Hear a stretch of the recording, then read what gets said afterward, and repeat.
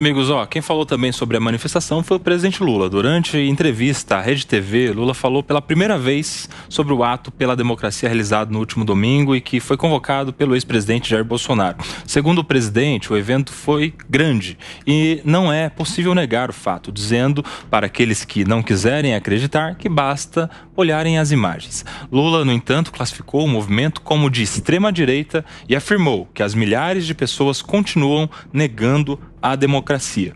Por fim, o chefe do executivo sugeriu isolar a alegada extrema-direita e fortalecer as instituições. Como é que você viu essa fala do presidente Lula, professora Priscila? Ele também, só fazendo um adendo, ele classificou o ato como sendo um ato de golpe. Sim. Fazendo aspas a menção. Como ele bem disse, não tem como negar, parece que a pesquisa chegou próxima aí de 300 a 350 mil pessoas na Paulista. Claro que a gente teve também uma pesquisa em sentido contrário, feito pela USP, né, que teve aí mais ou menos 185 mil pessoas. Ali demonstra a força, né, que o Bolsonaro tem, porque ali foi um ato pró-Bolsonaro.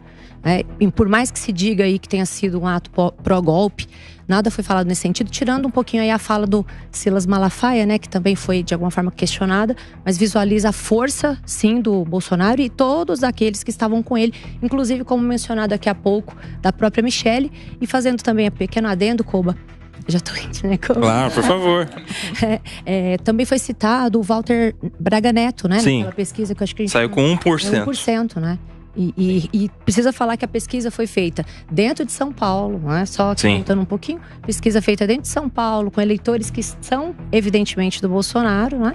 E foi um ato muito grandioso, né? Representou aí a força novamente, tanto que, como o presidente atual falou, foi mesmo uma grande manifestação, né? Os dados da Secretaria de Segurança Pública de São Paulo afirmam ter cerca de 600 mil pessoas presentes e, contando as ruas laterais, que poderia chegar até 750 mil.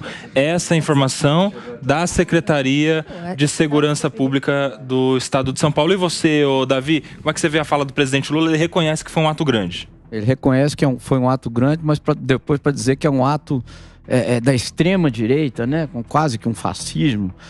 Enfim, quer dizer, qualquer manifestação contrária ao governo Lula e a favor de Bolsonaro ou alguém de direita vai ser sempre classificado pelo PT como uma manifestação golpista ou antidemocrática, né? Vai ser sempre assim, né?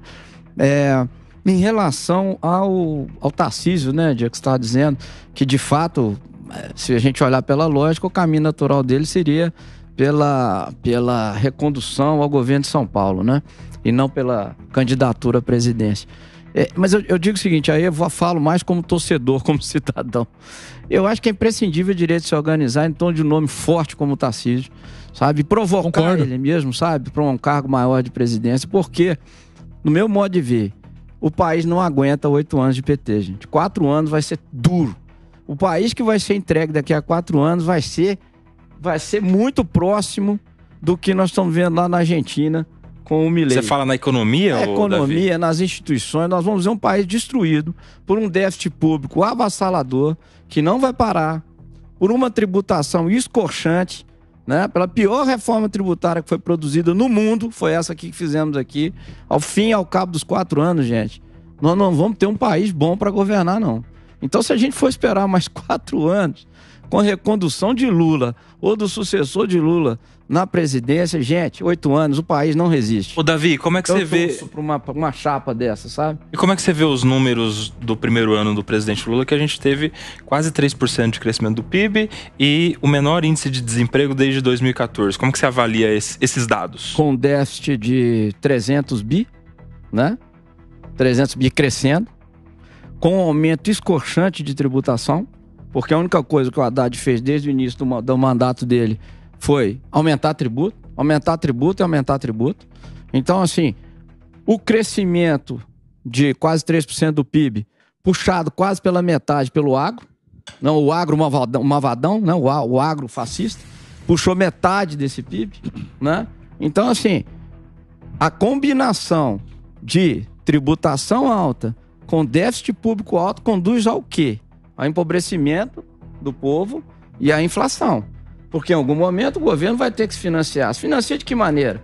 Ou com o dinheiro do contribuinte, com o nosso dinheiro, com aumento de tributo, ou com a emissão de moeda e captação de dinheiro, que vai aumentar a inflação, vai aumentar os juros. E isso, nós não estamos vendo um caminho. O Estado, o governo, não se preocupa em diminuir o tamanho. Em momento nenhum a gente vê uma preocupação com a qualidade dos gastos. Nós estamos vendo aí 60 bilhões de emendas parlamentares, gente.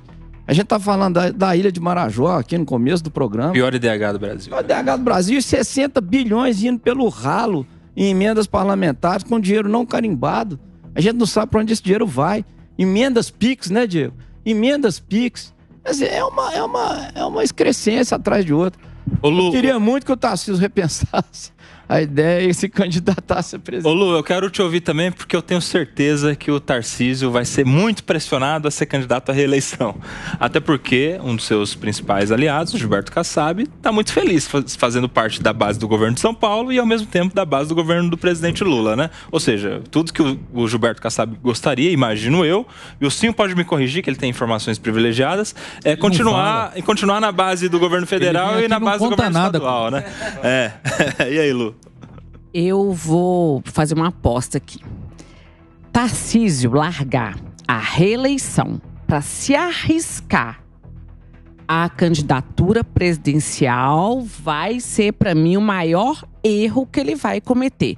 É claro que nós temos que ter a direita se articulando para construir, criar um nome, assim como eu falo que a esquerda também precisa criar um nome para substituir o presidente Lula, porque senão nós teremos 8 anos aí de governo do PT, e falo do PT Lula, de ler esse Lula. Mas, pelos números das métricas que nós temos hoje, das pesquisas, lógico, ainda incipientes, porque nós estamos falando de 2024, é a reeleição, é trocar o certo pelo duvidoso. Porque ele está fazendo um bom governo, uma boa gestão, e, ou seja, a reeleição, se eles não acabarem com ela antes, com a PEC sendo aprovada antes e afetando já para 2026, ele tem praticamente certa reeleição. Ao passo que a presidência da República não está certo. Ele não ganha, dentro daqui do prognóstico, ele não ganha do presidente Lula caso ele saia para reeleição.